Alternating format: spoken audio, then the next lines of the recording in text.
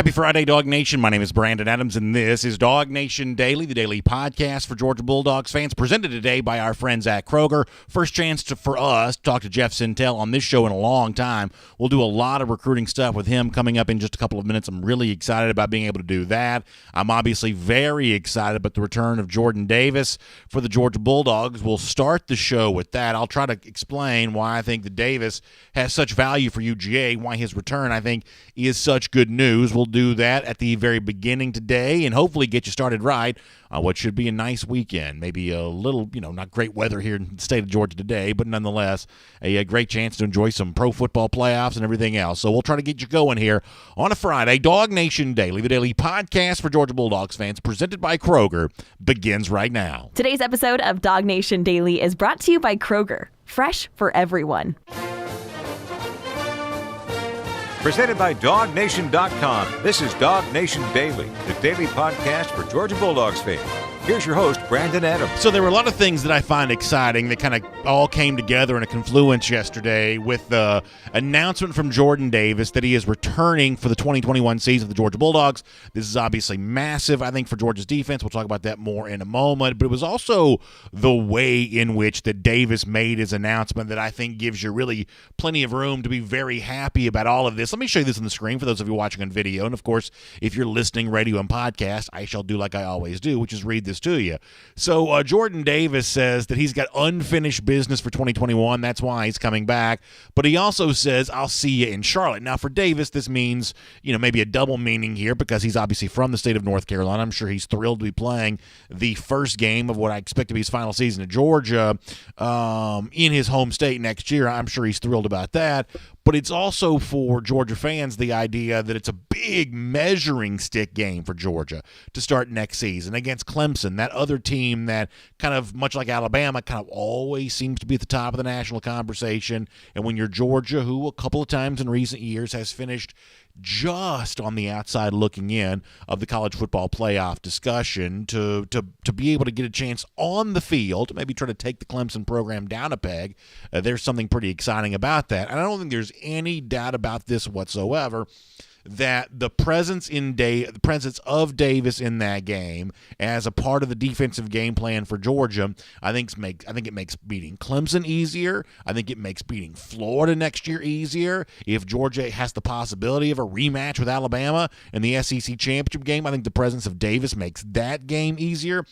And I do realize there's a little bit of skepticism on the part of that because, let's face it, Georgia fans, like many college football fans, find something to be excited about over the course of every offseason. And there's a tendency to maybe hype things up a little too much and, maybe make things more than they are.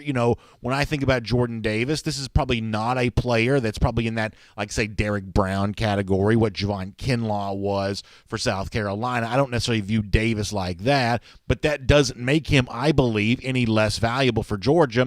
I think he borders on being truly invaluable. You almost can't even put a measuring stick on how important he is for Georgia, even though you don't see him sacking the quarterback on every single play, and he's not maybe dominating the stat sheet the way that maybe some big-time players might around the SEC and around college football. But Davis himself has talked about this before.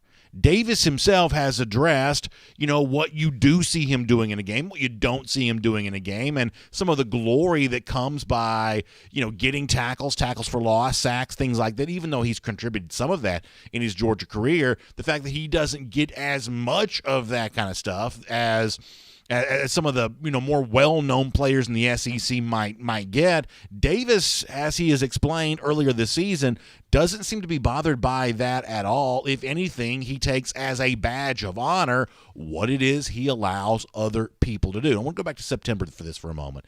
Davis, when asked about his own stats, or maybe in some cases lack thereof, in comparison to players at other positions, listen to this team-first attitude and tell me you don't want this player and the attitude that this player possesses coming back to Georgia again. Here's Jordan Davis from September. I actually look at the linebacker stats because I know if the linebackers get a lot of tackle, that means I'm doing my job right. So I always say 2 on me, somebody's free. And so usually when the linebackers make a tackle for loss, it's usually dealing with something on the D-line.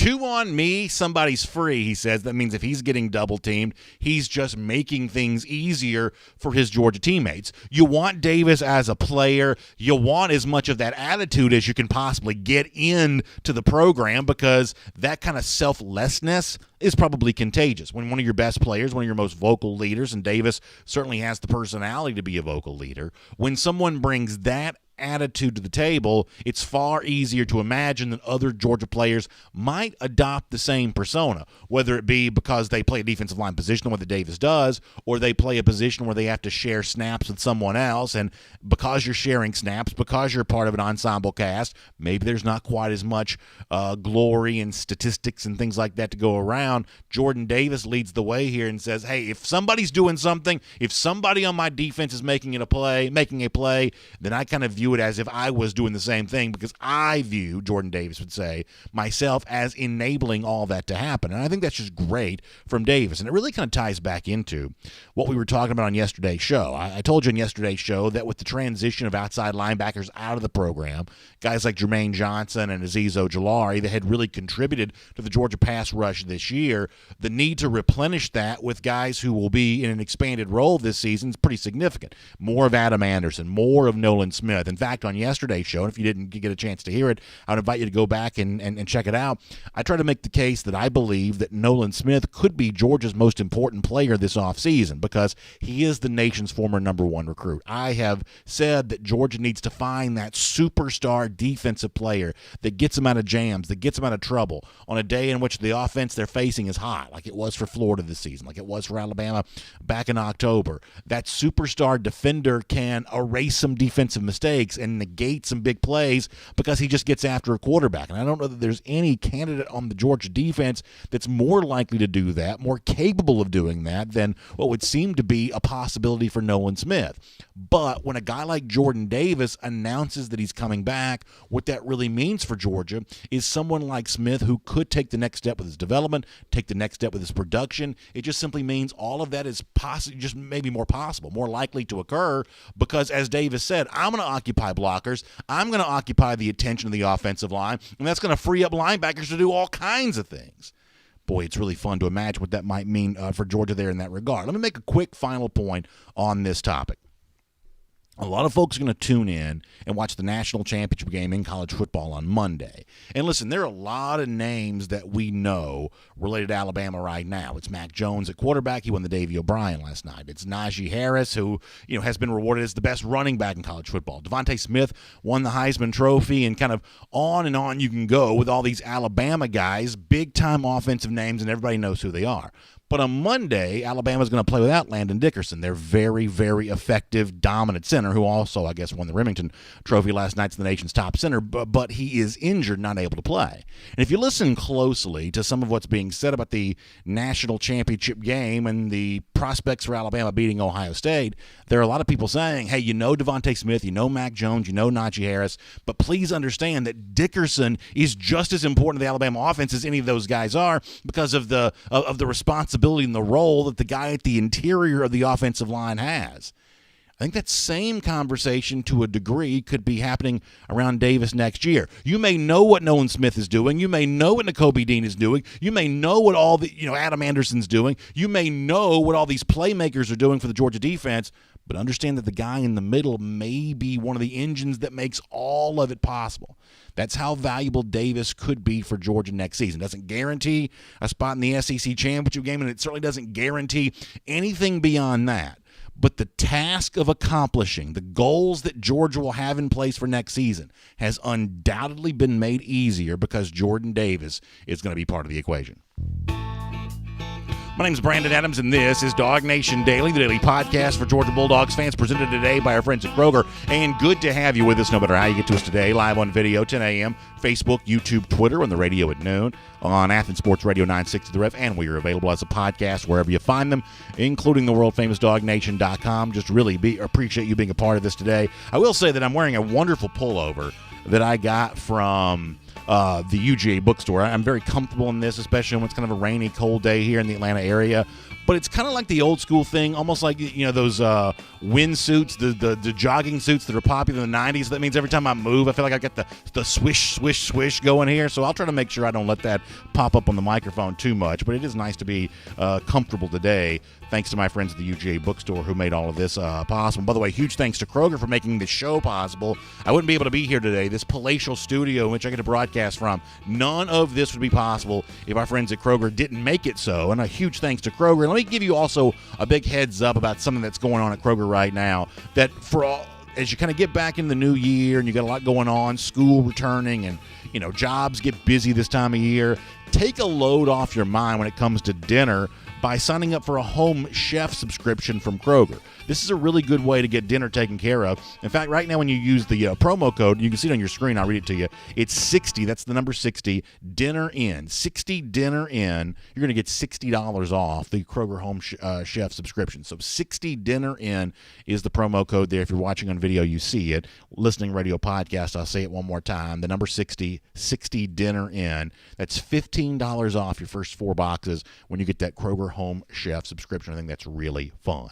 Something else that's going to be really fun, we'll talk to Jeff Sintel here coming up in just a couple of moments. Have not gone on the road assisted by AAA with him in a while, but we'll react to what Georgia accomplished for its 2021 class. We'll look at one of the big names that's still out there for Georgia for the class of 2021. A little bit of a Rick Gilbert rumor mill stuff. We'll touch on that.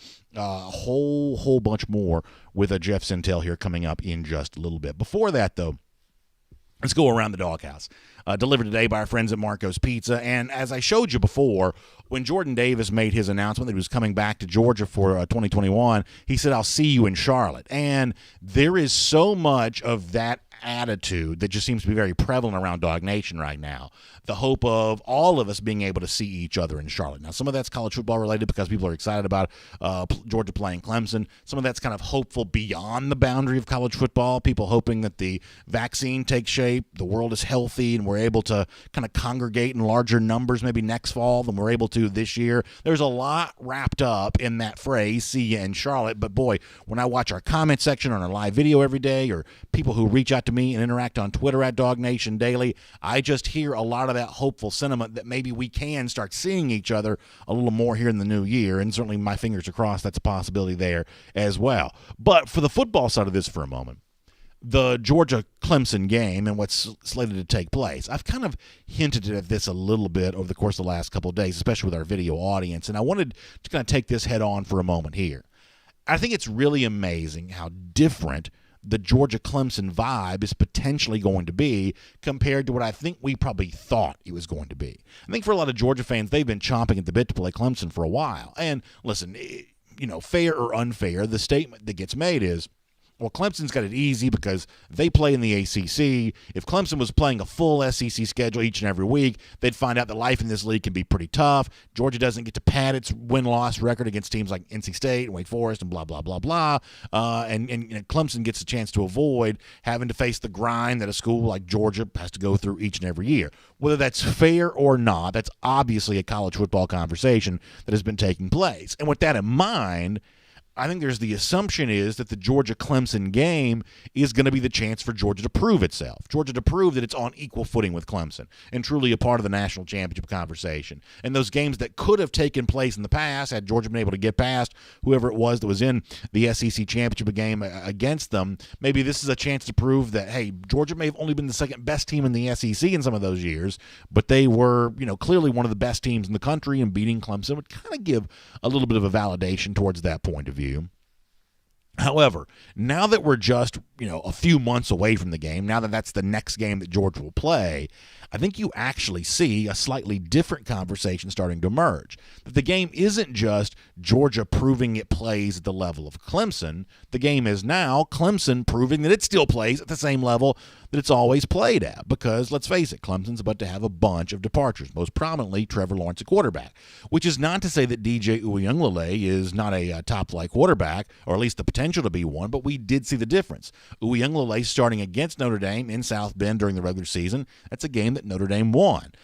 Trevor Lawrence starting against the Irish in the ACC championship game, that was a game that Clemson won easily. So for now, there are some fair questions about what does it mean to have Trevor Lawrence exiting out of the program. But even beyond that, and probably more significant, the way in which Clemson played in the college football playoff semifinal game against Ohio State the other day. Not only did they get beat and get beat badly, they were pushed around in that game.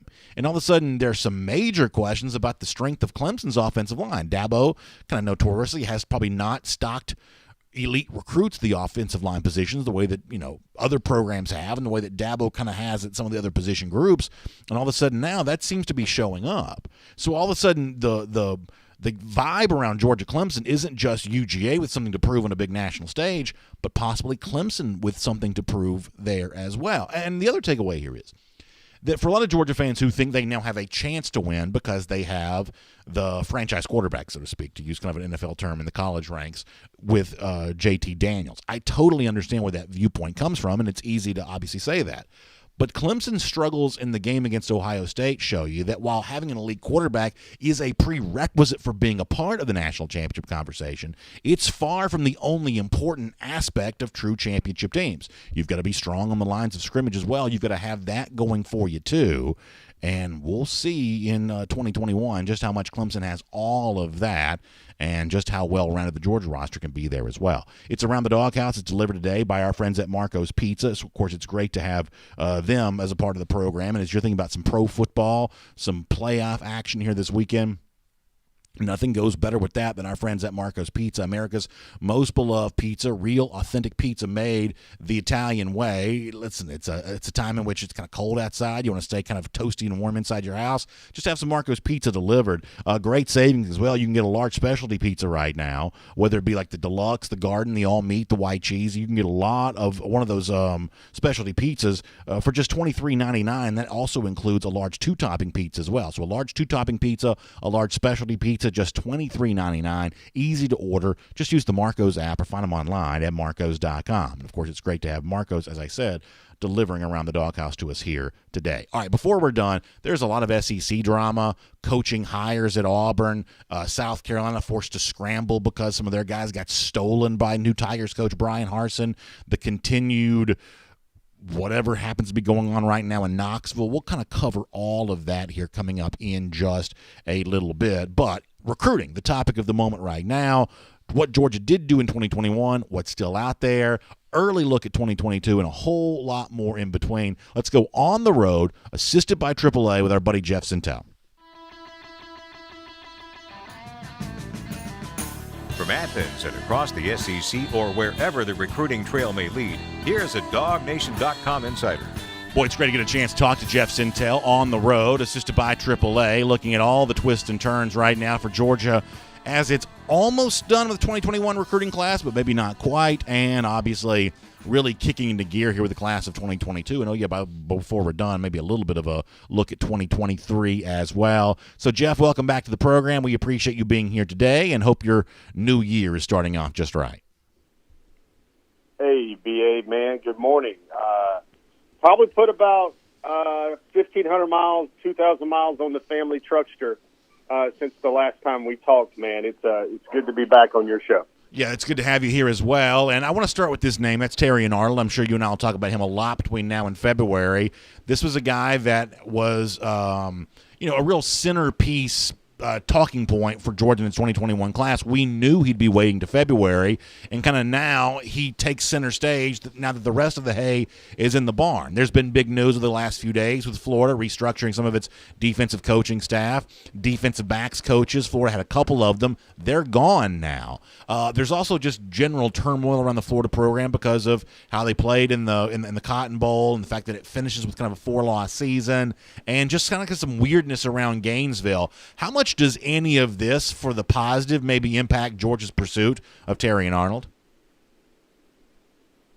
Yeah, I think there's a few things there. First of all, Brandon, I don't want anybody in Dog Nation to feel really frustrated.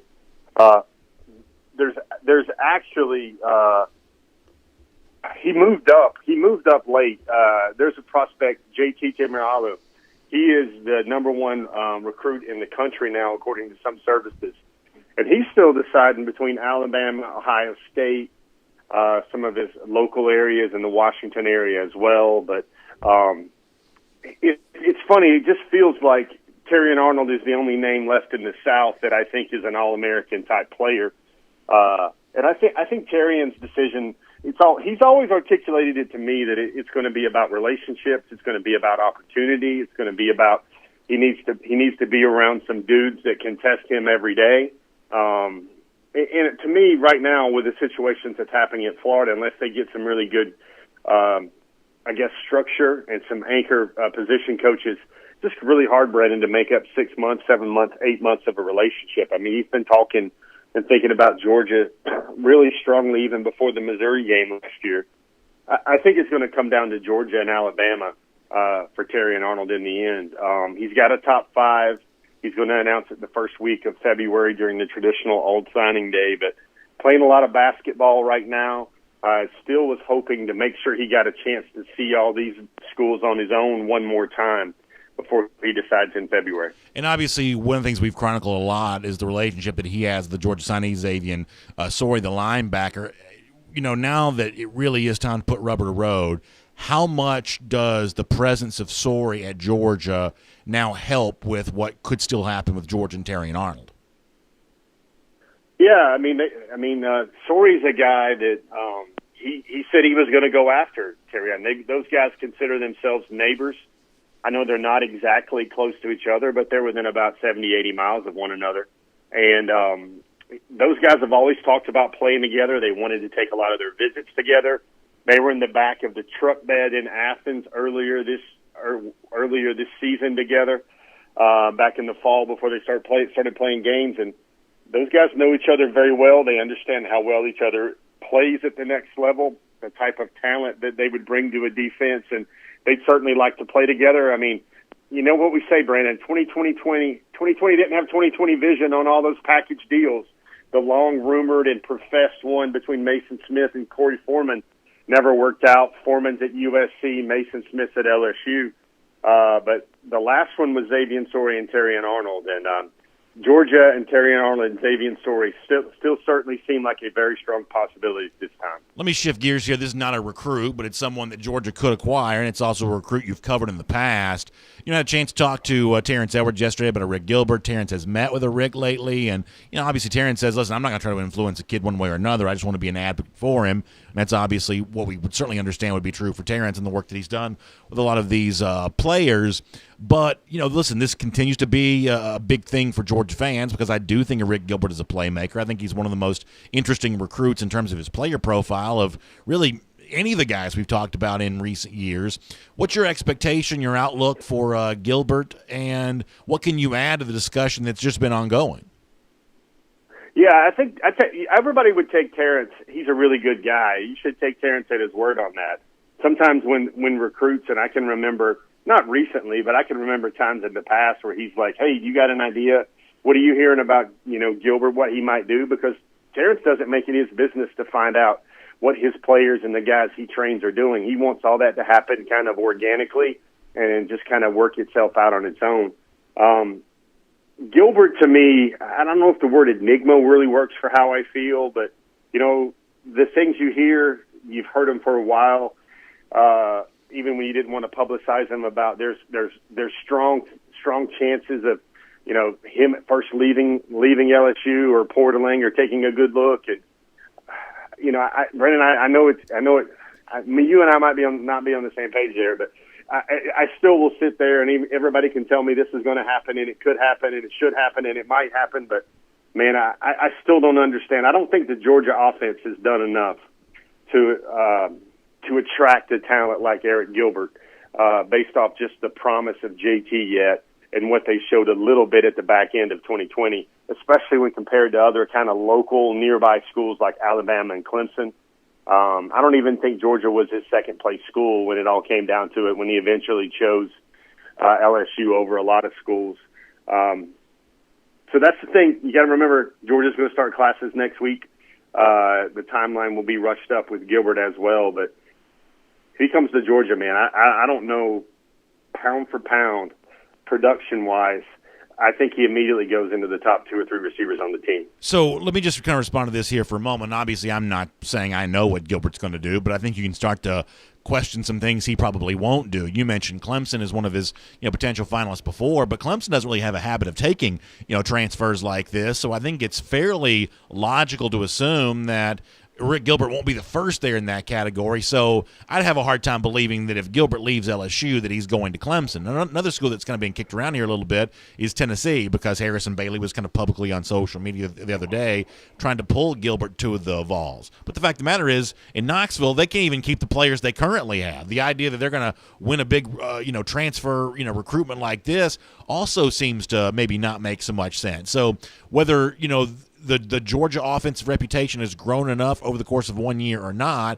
there are some would-be suitors who I just think, logically speaking, you can almost eliminate, because whether it's Clemson that doesn't really take transfers, Tennessee that seems to be more of the exporting the transfer right now than importing them, I would say it's fairly reasonable to assume that he's not going to either one of those two places.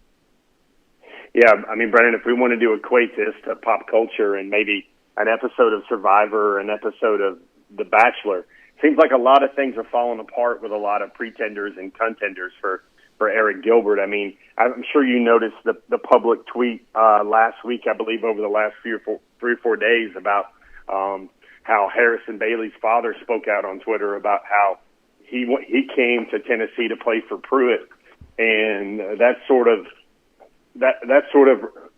future is kind of fuzzy right there right now about when you see the father of a quarterback incumbent kind of jockeying for making sure that he's here to play for Pruitt. That's just not good, man. And it seems like a lot of things about these potential places where Eric Gilbert could go. It almost seems like stability might be the biggest thing going in Georgia's favor, besides location, besides those great relationships and trying to be closer to home. I just want to know this, Brandon, and I'm try to keep things fun on a Friday.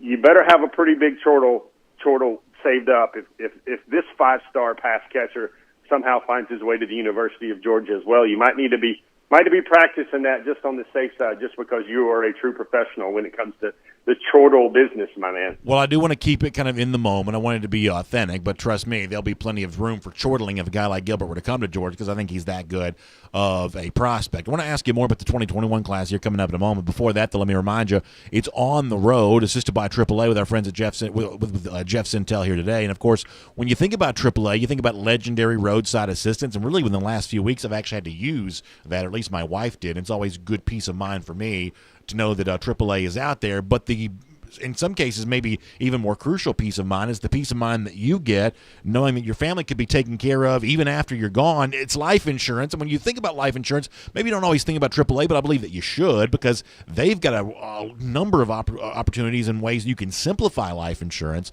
and really take advantage of a great opportunity right now. There are 3 different ways to get in touch. You can give them a call at 866-695-0222.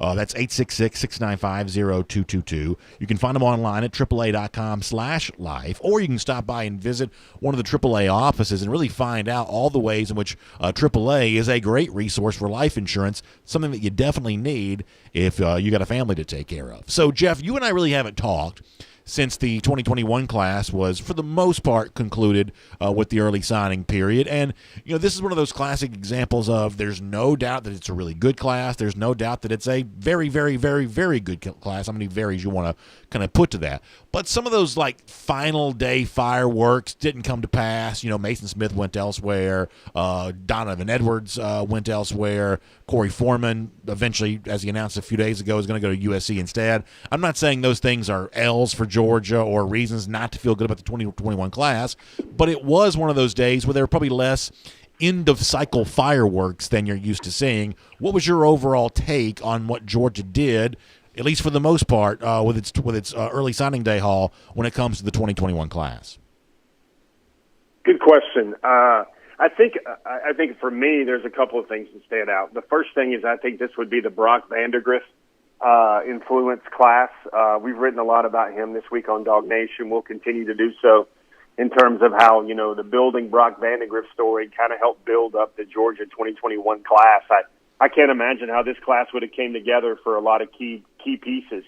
If Brock Vandagriff lived in Macon, or he lived in Ohio, or he lived in Washington, D.C., for example, I think Brock's going to go down and should go down as a guy that did a lot more than any five-star kind of anchor commitment ever should. That's the first thing. He puts Georgia, when you look at Carson Beck and how good he can be, and Brock Vandagriff, and then you've got Stetson Bennett the fourth, who's won some big ball games in the SEC as well. I think the quarterback position, and then the great news of JT Daniels coming back, is as strong as it's probably ever been in Athens. That's one. Number two, I don't even know how an offensive lineman can realistically look at the Georgia program right now and think, I'm going to come in and play right away. They've stocked up the classes in 2021 and 2020 so well. They've just got so many guys, and we could spend half a show talking about the offensive line acumen of the guys waiting in the wings. I think the main thing, and I think it transitions nicely, you mentioned a couple of misses. And I think the misses maybe on Mason Smith, Corey Foreman, I think it energizes what Georgia can do in the 2022 class. It's a great defensive line group in the state of Georgia, one of the best ones in the last 3 or 4 years at least. You got Tyree West already committed. There's Mikael Williams out there. There's Christian Miller out there. There's a lot of interesting players on the defensive line. We debuted our 2022 top targets list this week on Before the Hedges, and it's now on forum.dawgnation.com as well. But you mentioned the missing of losing Donovan Edwards in Michigan. For me, I think it sets up Georgia handsomely, Brandon. I'm going to use that word handsomely to get its top 2 targets in the 2022 class, because I think what they can do there and what Del McGee can do there for Georgia at the running back position, I think it's going to go back to that, that 2-pack this year, because that's out of necessity with the numbers in that room. And you start kind of cherry picking through all these stories, Brandon, and this might make you just laugh or slap your knee or, want to go already start thinking about future Georgia offenses. But Brandon, what if I told you that there could be 2 or 3 people in the 2022 class that are just as fast or faster than Arian Smith? That's what could happen there with the amount of speed Georgia's pursuing in the 2022 cycle. There's a young man out of Texas named Brendan Thompson. He has Georgia, I believe, in his top 12, top 15. Brendan, he's already ran 10.18. That's a verified time for him. He's like an athlete, wide receiver, kick returner type guy. There's Emory Floyd out of the state of Georgia at Hillgrove High School, who's thinking he's got 10-2s in his future. He's thinking he can go under 21 seconds in the 200 meters. That's how fast he is. Great storylines, great explosive playmakers with speed. Georgia's just never had it. They've never been recruiting this type of speed, and they've never had this type of speed coming into play for Georgia at this time. So I think that's really exciting. I want to talk to you more about the 2022 class before we're done here in a moment. But one final thing on 2021. If I'm looking for those immediate impact players at Georgia, the ones that have the best chance to do that, am I looking at Sorey for that? Am I looking at a guy like Mims, even though offensive line is crowded, he's obviously an elite prospect? Who are those like short list of names that you think are potentially most ready to contribute the soonest at Georgia? Yeah, I think you just got to mention Mims because, it's a crowd, but he's the type of guy that's going to stand 3 or 4 inches over the crowd regardless. At 6'9", he moves so well. He works the second level. I think Georgia's probably earliest guys that might play right away. I'm going to come back to a name we mentioned. Brandon, if they sign Terryrn Arnold, he's going to play right away. He's that good considering the departures of Webb, the departures of Daniel, the departures of Campbell, the departures of Stokes, the departures of Richard LeCount. He's good enough to play out in all those spots there on the back end. He's that type of prospect. I think Nyland Green's a guy that might get some early look. Dejon Warren is now at Jackson State. He signed there. I also think the front is where you'll see some guys maybe come up and play a little bit. And I'm thinking about Tyrion Ingram-Dawkins is a guy that might play early. He's got that upside. He's got that threshold. He's enrolled early. That's another major big factor there for his chances as well to kind of do that, maybe not quite Jalen Carter, but, right in that Trayvon Walker, Jalen Carter type, play early right away, make a splash right away. He's big. He's like 6'5". He's going to be over 300 pounds. He's going to be a penetrator, not a gap filler type tackle. He's going to be a guy that can cause some disruption and really get into the backfield. I like his future and his immediate future. I think Jonathan Jefferson is a guy that might be underrated by a lot of guys on a lot of boards. That's where I see this class. It just gets harder and harder considering Georgia's depth for the guys to break in right away. And I think a nice little piece that there's really not a guy. You talk about a lot of guys that who's another guy that can do what he does. I think Brock Bowers, who I believe is moving into Georgia either yesterday or today. I think Brock Bowers is a guy, when you look at him, 6'3", 235, really strong, 4'5", a lot of ball skills. Great little combination of athleticism right there that Georgia will be able to quickly create mismatches with JT Daniels. Yeah, I think that's really interesting. Couple quick things before we let you go. You debuted this week on your recruiting show Before the Hedge is presented by Kroger. Your top targets now for the class of 2022. Probably not a huge surprise that Malachi Starks, the very impressive player who does a lot of things for the Jefferson Dragons, he was number 1 on your list. Tell us why Starks is so pivotal here for this class. Well, I think he's going to check all the boxes for you, Brandon. He's going to be an in-state product about 25 miles outside of Athens. He's going to be a 5-star. He's going to be the type of guy that performs in big games. He led his team to a state title appearance against a very strong and robust Marist team this season, played in the state finals.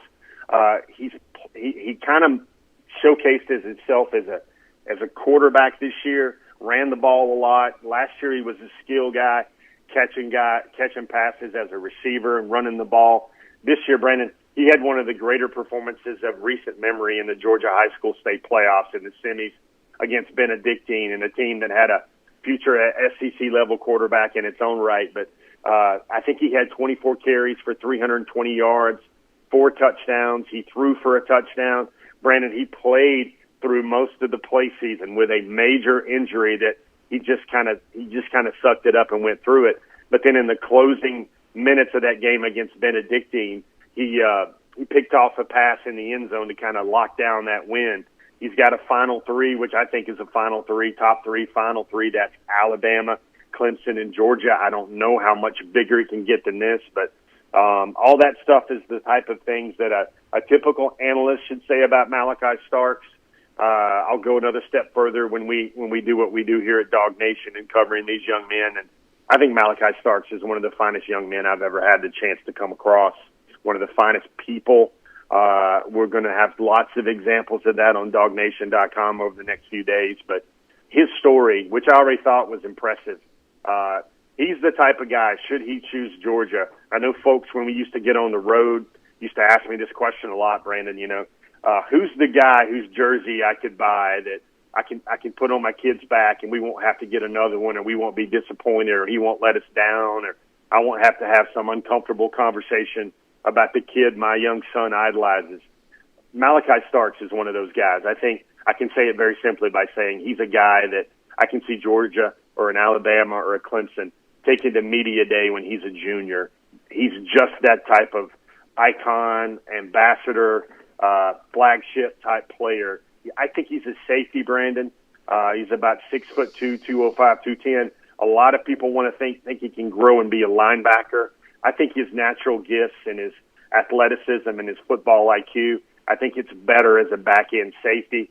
As talented as a safety as Georgia has recruited, I think he's even higher rated than the great Richard LeCount was a couple of years ago back in 2017. He's a little bit bigger.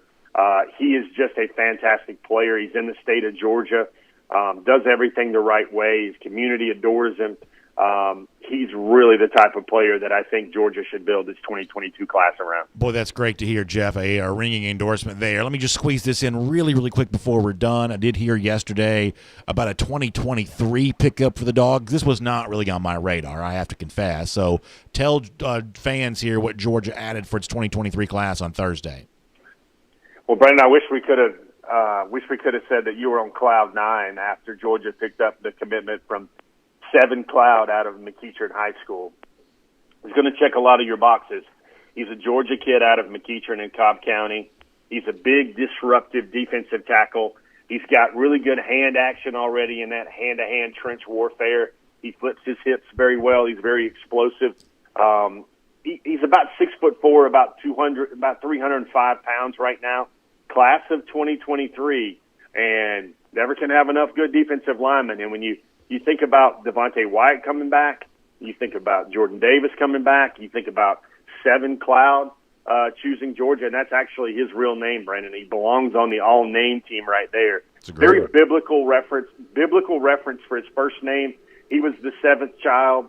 His family wanted him to be the end, represent completion and their final kid, but alas, the way some things happen, they had one more sibling, and he's actually the second youngest in his family tree and in his home and in his family. But, man, you look at him. I saw him play against Newton when I was there to watch Justin Benton. I was there to watch Nyland Green in a big early game, Newton versus McEachern.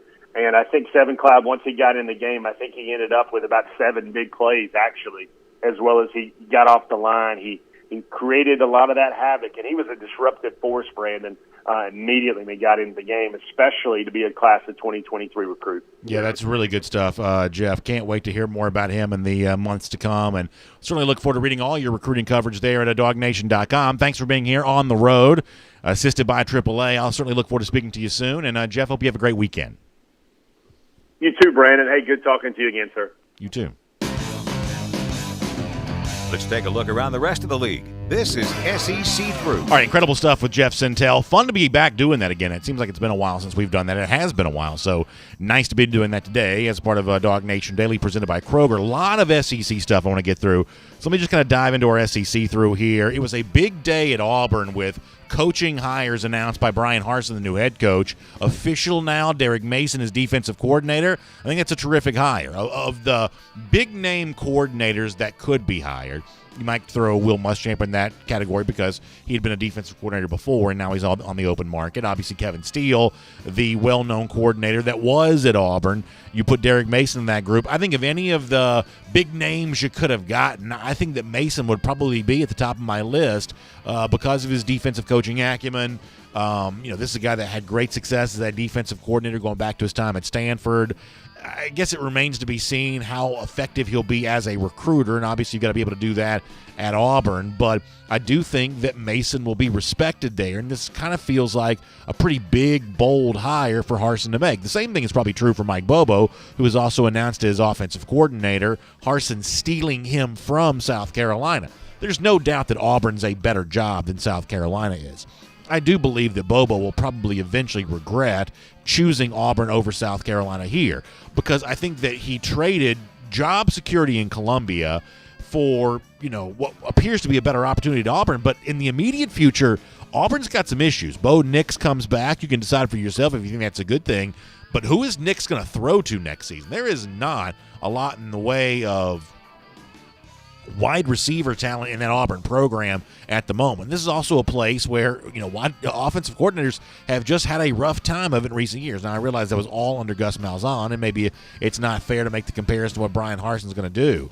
But it certainly looks like a pretty big hiring opportunity for both Bobo and, Mason to get them in Auburn. I think Bobo is a good offensive coordinator, but I'm just not quite so sure how this is going to work out there at Auburn. That's a pretty big professional risk, I believe, that Bobo takes by even taking that job. Now, and by the way, I should also point out that Will Friend, who South Carolina just stole from Tennessee, Auburn just stole from South Carolina. It's almost like the college football hiring equivalent of like the white elephant gift thing at Christmas, where somebody takes your gift, you take their gift, and everything else. That's what seems to be going on with Will Friend right there, who's now popped around a couple of SEC schools here over the course of the last few months. As I said before, though, South Carolina now forced to kind of scramble for replacement hires, and it looks like Shane Beamer has acted quickly. He also put out a tweet yesterday essentially trying to calm the nerves on all of this, that he's, busy, replacing the guys they're losing. It's obviously a little bit of a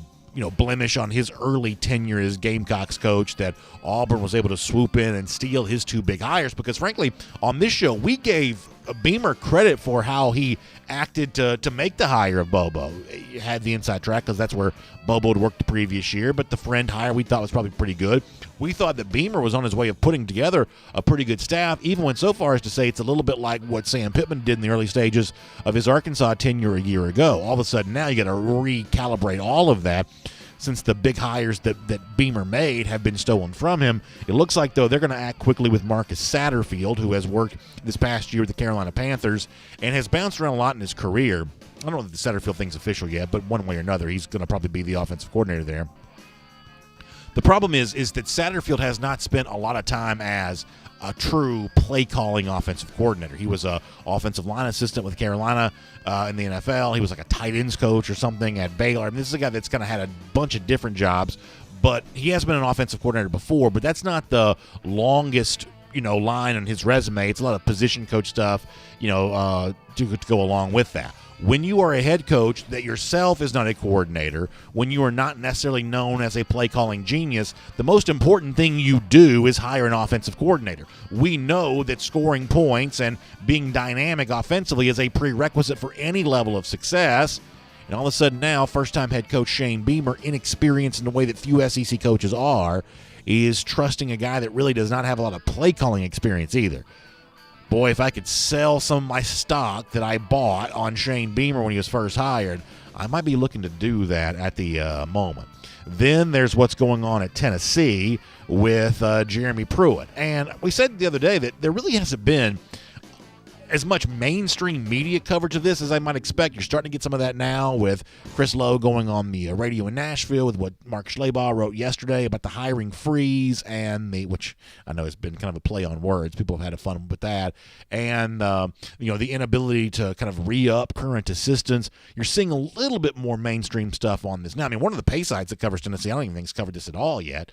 But the Knoxville News Sentinel is kind of out there on this front, kind of laying out all the buyout situations for the Tennessee coaches, how much it would cost to move on from these guys, and just who it is that's the most affected by the current hiring freeze there. And so some of the names that come up here is a guy like, say, T. Martin. Martin's the former Vol quarterback who came back to Tennessee. He's the wide receivers coach there, but his salary ends on January 31st. And as of right now, Tennessee cannot hire him back. So this is a very, very tricky situation, both in terms of Jeremy Pruitt, who needs to have assistant coaches on his staff, and for someone like T. Martin, who just wants to be employed for a future year. The another big name that's kind of impacted by this, you remember Brian Niedermeyer, who's seemingly always acting like a blowhard on Twitter about all kinds of stuff. He's another one of those guys that his salary ends on January 3rd, or I should say his contract ends on January 31st. At this point in time, it just seems likely to me that Tennessee has played such hardball with all of this, and maybe they're doing it for the right reasons. Maybe they just really do care about, dotting I's and crossing T's when it comes to NCAA behavior. Maybe that's what it is. But they're playing such hardball with all of this related to Pruitt, it almost makes you wonder how in the world he possibly could come back, and how in the world, if that does take place, how in the world Tennessee could then go through a coaching search this late in the year, only a couple months ahead of spring practice, and after they just promised a bunch of recruits that Pruitt would be there. There are all kinds of transfer portal rumors about Tennessee, dark corners of the internet. I won't bring it to this show yet because it's not, substantial enough to really warrant, coverage on a show like this, but if you travel in certain, college football internet circles, you see all kinds of names being mentioned as possibly on their way out the door at Tennessee. This is a very, very sticky situation.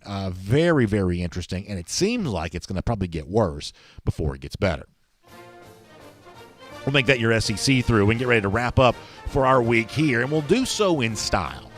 We've been doing our Gator Hater roll call as of late, not just highlighting my own desire to be a Gator hater, but really celebrating a lot of the Gator haters that also tune in to be a part of our show each and every day here on DawgNation Daily, presented by Kroger. And as a way of doing that, we're actually honoring them with an award. It's the Golden Shoe. You remember Marco Wilson threw his shoe, cost Florida the game against LSU. Or I think here's what we're going to do from now on. We're not going to call them Florida anymore. We're going to call them 4-loss Florida. Cost 4-loss Florida the game against LSU. Well, we've been giving out the golden shoe in honor of that ever since then. And today, our buddy Green Soldier on Twitter sharing this with us. He's not the one that made the video, but he shared it with me. This is one of the best, mockery of the shoe thing from Jerry HBTFD Henson on Twitter. Very, very funny video that he put out there. You're the winner of the golden shoe today. We'll see you for Monday. Easy for me to say. Back here on DawgNation Daily, presented by Kroger. Have a great weekend, everybody. And on video. Yeah, you got to try to watch this video if you can. This is very, very funny. I'll put a link to this. Of course, all of you are on video now, and you can kind of see this as the shoe goes flying all across into the outer space, past Florida's chances at the playoff.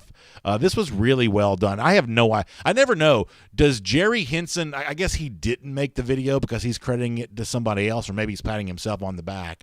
When it comes to these little video things, I never know who the one to actually make them is. But it's very well done, whoever it was. Very funny stuff all the way around. All right. We are going to do probably a little shorter comment section today than we have a few times this week. And I know many of you say I'll say that, but then don't actually do that. But we're going to try to anyway.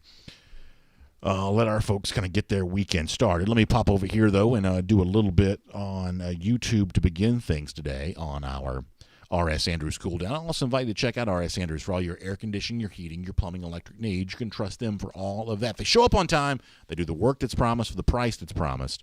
It is what R.S. Andrews is known for. By the way, Dari from R.S. Andrews gave all of us here at the Dog Nation team a really cool Christmas gift that came in the delivery yesterday. So that was really cool.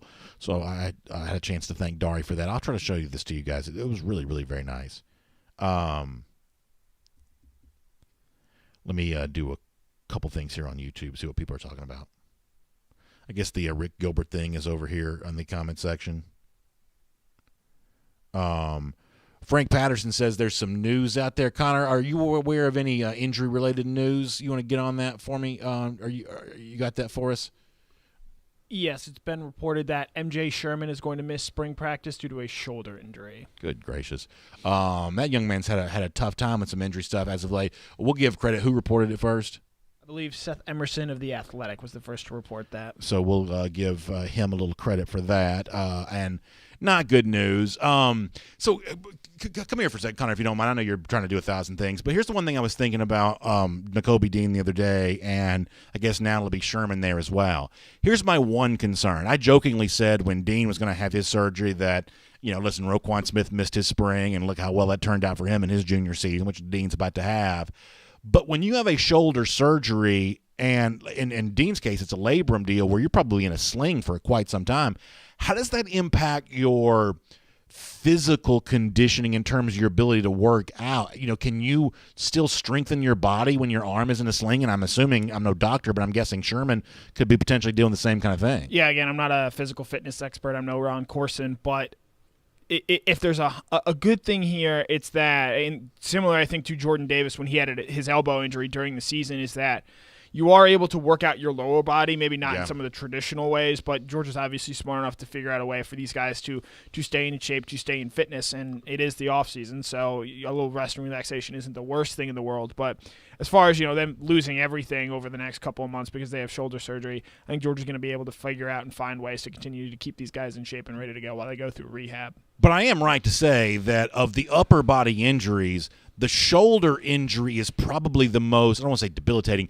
but the word I'm looking for is rendering you unable to move on that side. You don't have any use of that arm while it's recovering. With Davis and his elbow injury, you're able to immobilize that a little bit easier. Your shoulder, you can not, still move around this way. I don't know if it was the exact same surgery, but Keely Ringo had a labrum injury, and he did not play a single snap this season, and he had surgery on that back in August. So I think that should sort of tell you the timeline to recovery with these sorts of injuries. All right, y'all, no more injuries. We can't. It's already been like 1 week in the offseason. I've already talked about 2 shoulder injuries. I'm going to put a cap on the injury stuff here at this point in time, but Connor, I certainly appreciate it. I will say there's one thing. So with 16 early enrollees compared to last year, I think there was maybe 6, and a couple of those guys came in. Ringo, obviously, his labrum was a pre-college injury.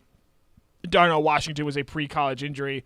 One of the things about getting those guys all early and on campus is that they can get their health checked up, surgery done right away, right. and get ready to roll for the start of the season. That's right. Devin Glenn says he thinks that Sherman can run in a pool and be fine. He'll probably get some good activity with stuff like that. I think you're probably right. By the way, good to see Mark Morris in our YouTube comment section. He says it's the first time getting a chance to watch live in a while. Certainly appreciate that. Let's see a few more here. Good to see Dallas Schwartz over here in the comment section, too. Kind of a blast from the past. A lot of names I don't know that we always see back in the comment section. That's great. Let's see what else.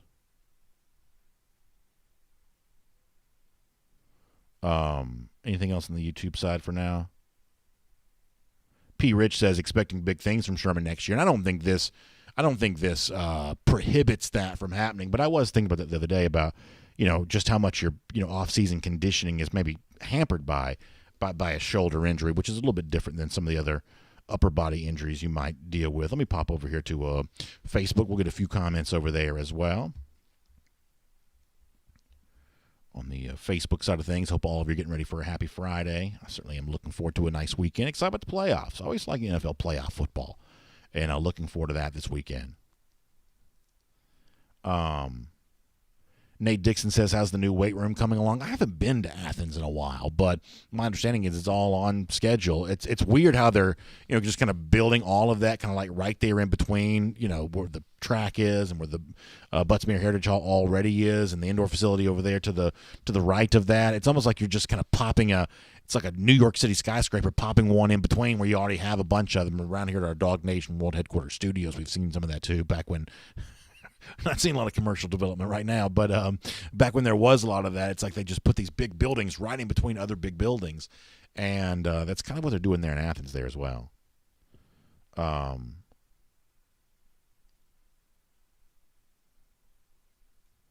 Nick Roundtree likes the idea of finishing the 2021 year with a win in Atlanta in the SEC Championship to kind of bookend the start of the 2021 calendar year with a win there at the Peach Bowl. I certainly like the idea of that.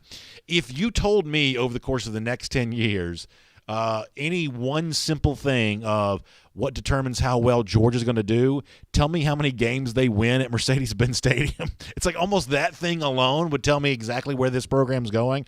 If Georgia's winning a lot of games in Mercedes-Benz Stadium, then it's probably doing some stuff. Tom Lavelle, I'm not aware of what you're asking about. Lucy Bowers-Boykins also, I'm not aware of that. I mean, I do know that Mim's name came up in the Mark Schlabach report from ESPN.com related to Tennessee, but my understanding of that was only related to Tennessee. But y'all may know something I don't know, but I don't know anything about that. Clint Pascal, that's a funny line from Clint. Keith Folds, thank you for the kind words. I certainly appreciate that. Dina Williams-Pruitt also reminding us that the Gym Dogs start their season tonight. I will tell you, one of the great experiences I had a couple of years ago was taking my daughter to a Gym Dogs meet. I'd never been before. I'm a little bit ashamed to say that, but I'd never been to a Gym Dogs meet before. It's really fun, and my daughter loved it. Such a cool thing to do, and kind of a nice, I take my son to this kind of stuff all the time, sporting events. He loves to do that. My daughter doesn't always want to go to the, various ball games, things like that. She will if the whole family's going. She just really loves the concession stand. But, she's not always looking to go to ball games, things like that. But we had a chance to go to the Gym Dogs. She loved that. So I did notice that Courtney Kupitz-Carter and the Gym Dogs were getting back at it, and I wish them well this season. And I hope there's a chance to maybe get back to a meet. I'm not really sure what their attendance situation is like right now, but I'd love to be able to do that. I had a great time doing that. It also reminds us, we used to do the our weekend preview type stuff because we were kind of doing it as a feature on the show. We've kind of gotten away from that for various reasons, but we should probably give a little shout out to these sporting events that are taking place, especially this time of year. Because listen, I can remember how barren the wasteland was come spring when all this stuff just got shut down. So the fact that you've got Georgia sports back going again is kind of a nice thing. Chad Buchanan says they are reporting now that Georgia's next when it comes to this Mims thing. Who is they in this case? Connor, you know anything about that? So Dan Patrick. Oh gosh, give me. This is why you have not seen it on DawgNation just Right. yet. Dan Patrick said that a source told him that Tennessee was going to be under a serious investigation and that Georgia apparently had gotten sloppy and that they were next. So here's the thing you should know, and I realize not everybody injects college football news intravenously the way that I do, but Dan Patrick has been so wrong on so much. And I like Patrick. I think Patrick is an entertaining guy. Gosh knows I grew up with that Big Show Sports Center, so I'm not an anti-Patrick guy or anything like that. But when it comes to a lot of the Big Ten stuff, a lot of the stuff that he put out there was just as wrong could be. And in the case of the listen, privately, did I think, a little nervous when you hear, Tennessee being investigated for a player that eventually, signed at Georgia? Sometimes you like the idea of keeping all this stuff at, a little arm's length. So I'm not going to lie and say that didn't at least cross my mind of, kind of interesting that a Georgia signee was involved in all of that. But here's what I'm willing to tell you. The fact that Dan Patrick is the one that's reporting this, I'm not a Patrick hater, but the fact that Patrick is the one that's reporting this does not cause me to lose a minute's worth of sleep. There are plenty of people who, if they did report this, I'd be like, oh, what's this going to be? Let's figure out what all this is. But Patrick is not that guy because Patrick has gotten a lot of stuff wrong when it comes to the Big Ten, their return to football, things like that. Because here's the thing you need to know, is that if somebody with any kind of credentialing whatsoever tells Patrick something, obviously he's going to run with it because it's good to feel like you're in the know. Well, that means that if you're someone who wants something out there for whatever reasons you might have, then that's just a reliable outlet to get something broadcast out loud, whether it's true or not. So listen, if something were to happen and becomes more substantial, more real, we'll obviously talk about it and cover it. But Dan Patrick alone is not enough to get me all that worried about that. Yeah, not to take you guys too inside baseball here, but if this was Mark Schlabach's name who reported the Tennessee thing yesterday, it's a very different tone and tenor. Although in Schlabach's case, I like Schlabach too, but in Schlabach's case, maybe he's had a little rough go over the last year as well. Maybe in some college basketball stuff, but on college football, especially with stuff connected to Georgia, because he is very well connected to the program, was a Georgia graduate. I believe Schlabach. Yeah, no, I'm joking with Connor because there are people who do this stuff for a living every single day, and when they start getting in there and saying some stuff, then you got to be a little bit worried about it. To be even more inside, and I probably shouldn't even say this, when you got stuff going on at Tennessee, the idea they're going to start flailing around and saying, "Hey, well, I tell you what, you really need to be looking over here and over there and over there." Let's not act like some of that kind of stuff doesn't go on from time to time. We touched on this on Cover 4 last night, but Tennessee is just—it's a mess. It's a mess, and this is out and out a bad look for college football and the SEC in particular, where. It looks like Philip Fulmer and the higher-ups there at Tennessee are trying to find whatever thing. They are willingly turning themselves in and trying to get themselves in trouble so that they can find a way to get out of Jeremy Pruitt, which is just, say what you want about him, but Philip Fulmer was also the guy that gave him a contract extension before the season here, too. So it's just a real mess. It's somehow we are now approaching, and if Tennessee does get serious violations and investigations because of these self-imposed stuff, it's gonna make what happened in 2017 look like nothing. If you're because that's just all bad publicity, really. If there are actual consequences to this, that makes things much, much worse and much harder for Tennessee to win in the future. I'll also say this: there are a lot of blowhards like me that speak into a microphone for a living that. At one point in time when Fulmer was hired as athletic director said, well, eventually he'll just make himself coach again. And we were told by serious people, the kinds of serious people you cited a moment ago, that no, that was definitely not going to happen. I would say the notion that Fulmer coaches another game at Tennessee is not totally dead as of right now. No, it's not. He might be the only person left to take that job if things keep going the way that they do. That is really, really funny stuff. But the bottom line is when it comes to the Mem stuff, I'll tell you when I get worried, I'm not worried about that. Plus, listen. Not to keep it totally kayfabe here, but, the idea that Georgia has to go out there and, some sort of improper benefit to recruit an offensive lineman, they stack offensive linemen year after year after year after year. If there's one position where I feel like that Georgia can recruit without, having to, get caught with their hand in the cookie jar, I'm assuming it's the offensive line where they're putting guys in the draft and, having success year after year after year. William Perry says, I don't understand how Tennessee keeps Fulmer so involved in their program. Yeah, it's kind of amazing. And like, here's what I think a lot of people, and I said we're not going to go long, and now we're starting to go long, but here's where I think a lot of people misunderstand something about me. I'm obviously a Georgia fan, but as a Georgia fan, I don't want good things to happen to Tennessee. But my interest in stories like this is not necessarily to see how bad it gets for Tennessee, even though if it gets bad, I'm going to be happy. This is sort of like my Game of Thrones, right? It's like the power play of, who's the coach and how do you get rid of a coach you don't like, and, what kind of, back channel things do you say to reporters to kind of, get all this going on? Like, who wouldn't like that soap opera? And beyond just cheering for your team and cheering against your rivals, this is just good drama. I mean, this is the kind of stuff of, novels and movies. And I mean, I love the backroom politics stuff that goes on with some of these SEC teams, and Tennessee's as good for it as anybody is. I mean, Tennessee is a sure thing when it comes to providing some fun drama on all of that. Lucy Bowers-Boykin says it's okay to go long today. I missed the first half of the show. Well, Lucy, we'll hang out for a few more minutes then. Chris Standard says that Schleybaugh was actually the first to report this about Mims. But that's not exactly true, though, Chris. He was the first to report Tennessee's recruitment of Mims. But in the initial report from Schleybaugh the other day, there was nothing related to anything that Georgia might have done. I think the only person to mention Georgia's potential involvement in this was Dan Patrick, and Patrick alone's not enough for me.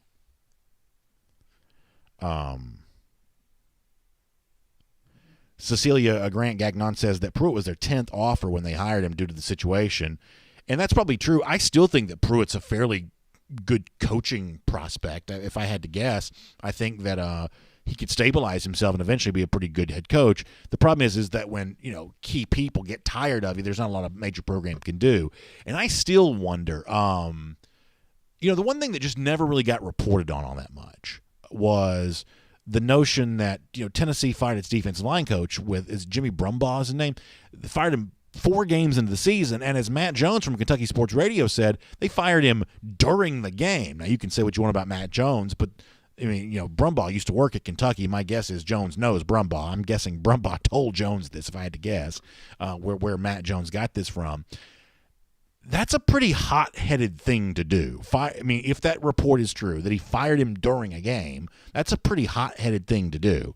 And we never really got much on that one way or another. And so, the one thing I did say about Pruitt when he was hired is I know he can recruit. I think he has a chance to be successful, but demeanor will be an issue. You can go back and search the old pages of DawgNation.com from years and years ago. I'm talking about from the first year we were in business. The reporting that got done on Jeremy Pruitt at the time, a lot of bad stuff like that does not come public a lot. There's plenty of weird things that happen sometimes in college football that never become public. The stuff with Pruitt back in 2015 got so bad that it became public. You couldn't keep it a secret any longer. Demeanor was always going to be a question for him. And I wonder how much Pruitt's demeanor one way or another has impacted the way that people feel about him in Knoxville. And as I said before, the Brumbaugh situation that was kind of just sort of ignored or moved on from pretty quickly. I wouldn't mind revisiting that and saying exactly what did happen there. Noah Sheldon, Silent Chaos, talking about running backs. Listen, I liked what I saw. Noah's talking about Dacian Edwards. I like what I saw from Dacian this year. I think that he has a chance to be a pretty good player. Silent Chaos also talking about Kenny McIntosh as well. Here's the one thing that I'm kind of changing my tune on a little bit, and some of you say it's about time. At one point in time, I was probably a little critical of Georgia for who it didn't get at running back. Georgia had kind of a run there where you miss on John Emery, and I think late stages of this year, Emery's starting to show you that he can be a pretty good player. You miss on Trey Sanders. I'm not really quite sure, what that, means as of yet. You miss on Zach Evans. I think jury's still out on exactly what that means. But these big-time elite running backs that Georgia had a very good chance to get, you kind of miss out on those guys. And, I was kind of pointing out, Georgia's, it's been a while since Georgia's really landed, other than Kendall Milton, of course, one of those like truly elite, kind of running back prospects. But then you see McIntosh play and you realize, oh, this is a Georgia running back just like any of the other guys have been. And Dajon Edwards has a chance to be a Georgia running back the way that all Georgia running backs kind of just get in there and produce. I'm just kind of the point now where I'm not going to obsess over the credentials of a lot of these guys that Georgia recruits, the running back position. If Dell wants them, they're probably pretty good. And when they get their chance to play, they're probably going to play. And some guys go on to be great. Some guys only go on to be good. But when's the last time that Georgia brought a running back in that couldn't play? McIntosh is probably better than I thought he'd be. Dajon Edwards may be a little bit better than I thought he would initially be. But they all just kind of look like Georgia running backs once they get their chance. Frank Patterson says if Dell McGee says they're worthy, they are worthy, and I believe that is true.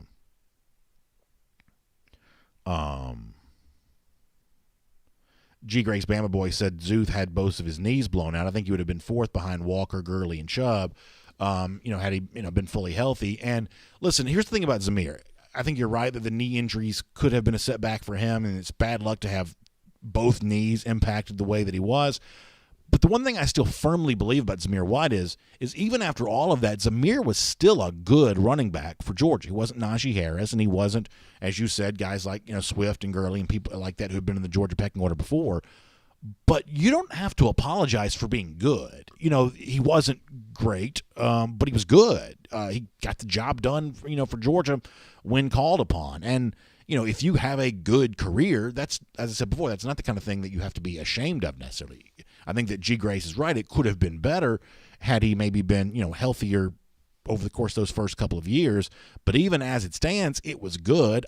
Connor and I talked about this the other day. I truly believe that he'll be on an NFL roster because of all the things that he's capable of doing, and running the football is one of those things there as well. So sometimes, it's like not everything is like College Football Hall of Fame on one side and guy who should be run out of town on the other side. Sometimes there's a huge chasm in between that of guys who are just solid starters, valuable contributors, and that's absolutely what I believe that Zamir White has been for Georgia and could be again in 2021, even if he's not quite at that same level of what Chubb and Michelle and probably DeAndre Swift before him have been.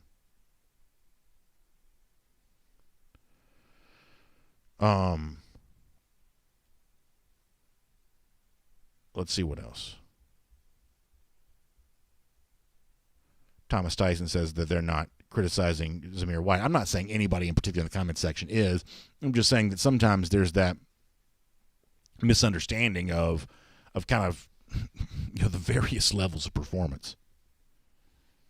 All right, we are really about to go now. Philip Jordan Wells says K-Mac has elite change of direction. I think he's a pretty impressive athlete. For sure. Randy Hall on the miss on Donovan Edwards. Yeah, listen, I would like to have had Edwards. I think he's a pretty good player. Joel Moody says, I think this is probably true. He says, to win the championship, the thing that all Dog fans desire, we need a Heisman finalist. That guy needs to have that year. Yeah, somebody, whether it be Daniels or a running back or, as Devontae Smith showed you, maybe a wide receiver, somebody's got to have that big performance. These national championship teams have those great players on their roster. I think that's true. There may have been a chance when a lot of good players could have added up to equal a championship in college football's past, but top-end, high-end talent. It doesn't have to be every position on the field, but you got to have a lot of those guys for sure. Billy Borland says, any word on Dell McGee? I'd heard the rumors that were kind of out there about that, but I guess at this point in time, the idea that McGee might be looking to go back to his alma mater, Auburn, or something like that. I think that's probably just rumor mill stuff, to be honest with you. Caleb Janey excited about more of Kendall Milton. I'm certainly looking forward to that. Yeah, I meant to mention this. I guess I forgot to when it comes to the SEC through Bama. Just absolutely cleaned house in these awards. And listen, it does not give me great pleasure to say this, but you had Jones won the Davy O'Brien. You had Najee won the Doak Walker. You have Devontae obviously won the Biletnikoff. What's his name? Leatherwood won the Outland. Dickerson won the Remington. That's crazy. and I think Devontae won a couple awards. That is just absolutely a domination of some pretty important awards. Very impressive by Alabama. Does not give me great pleasure to say that, but it is true nonetheless. Thanks to all of you for being here on DawgNation Daily presented by Kroger today. Thanks for being a part of our R.S. Andrews cool down as well. You know, R.S. Andrews is the one you can trust for your air conditioning, your heating, your plumbing, electric needs. That means we say this all the time. You know, for certain things that kind of just one day just stop working, like your water heater. Well, if you need to get that replaced, you know, make sure you still have a good weekend, for instance. R.S. Andrews, in many cases, can replace it for you the same day. That's why we love recommending them here. You can find them online at rsandrews.com. Also, make sure you check out the AJC for your Atlanta News Now. There continues to be a lot of very provocative stuff happening around the world, important stuff. And one of the great ways to keep up with all of that is with our friends at the AJC. Stay in touch with your Atlanta News Now there at ajc.com. Also, the state legislative sessions. We always turn the new calendar year. That means under the Gold Dome, the General Assembly in session. You can get a preview of that at ajc.com. Also, continuing to look at Braves offseason. Marcell Ozuna, will he be coming back? Falcons looking for coach, GM, good sports stuff online as well. Atlanta News Now at ajc.com. Thanks for being here on our R.S. Andrews Cool Down. DawgNation Daily presented by Kroger. Y'all have a great weekend, and we'll see you back here on Monday. For more DawgNation videos, check out youtube.com/DawgNation.